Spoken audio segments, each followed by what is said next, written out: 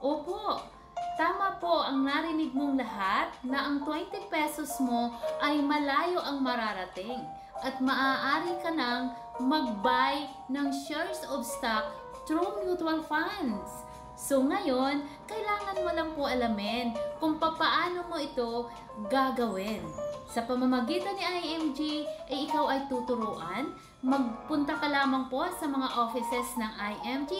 Mayroon po mga training na ibinibigay through online, face-to-face. Magbigay ka po na kahit isang oras sa bawat pag-aaral. Marami ka pong matututunan patungkol sa tamang pag-iipon. Kasama na dyan ang savings mo sa mutual fund investment na kung saan ikaw ay nagulat na 20 pesos makakabili ng shares of stocks. Totoo yun. Imagine, yung 20 pesos mo, malayo ang mararating.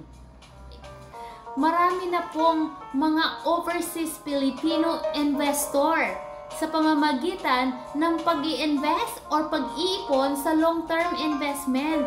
Yung bang mga katulad natin na OFW, naging katulong sa ibang bansa, ngunit merong karapatan na maging overseas Filipino investors.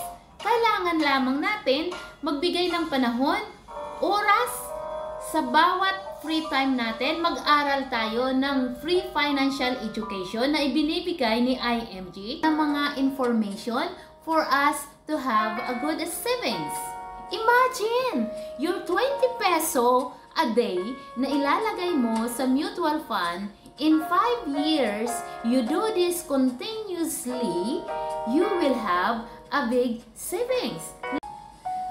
Ngayon po ba ay handa ka na para sumama sa mga libreng pag-aaral na binibigay ng IMG Company sa bawat Pilipino na nagnanais magkaroon ng magandang kinabukasan? O diba? Especially if you have a younger kids, nagpaplano ka ng magandang educational plan na maibibigay mo sa anak mo. This is the right place where you can put your earnings. Sa pamamagitan ng mutual fund, sa simpleng paglalagay ng 20 pesos, ito ay lalago after few years. So, ang ganda, diba? So, dito na natin ilagay ang ating mga pinaghirapan or yung mga expenses natin na hindi naman talaga natin dapat pinagkakagastusan, i-minimize na natin yon at dito natin ipunin. In time we go back to the Philippines, you are not ordinary Filipino, but you are overseas Filipino investor. Ngayon, alam na natin na kahit tayo ay isang domestic helper or kung anong pamang level ng ating buhay, anumang antas ng ating pamumuhay, tayo ay may chance to invest in the mutual fund investment. Bigay lang ng oras.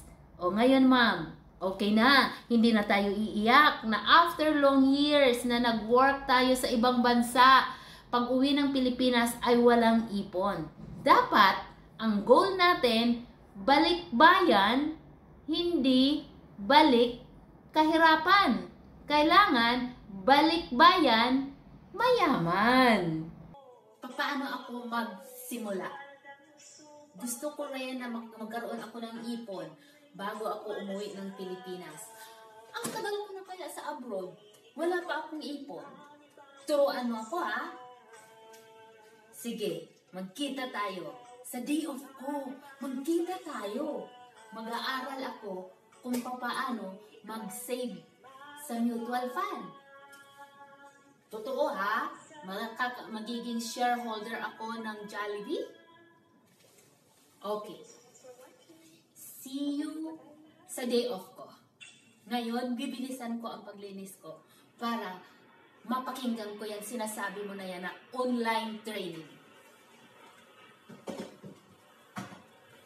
Yes! Magkakaroon ako ng ipon sa pamamagitan ng 20 pesos ilalagay ko sa mutual fund. Very good!